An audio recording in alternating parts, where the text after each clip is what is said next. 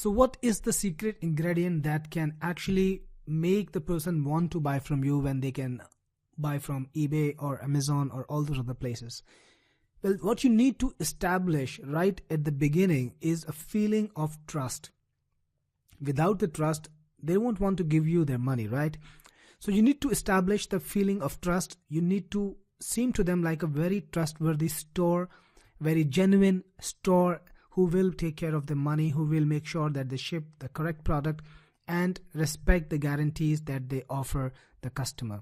And that's very important. So you need to put in a lot of measures in place where you will establish that rapport, establish that trust thing.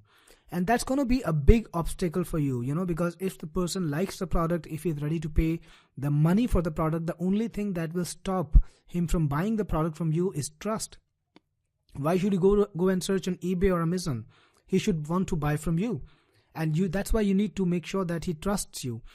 In this particular chapter, I'm going to talk to you about all the different measures, many measures that you can take, that you can do, things you can do to establish a feeling of trust with the customer and to improve the conversions to make more sales from your store. So let's have a look at that.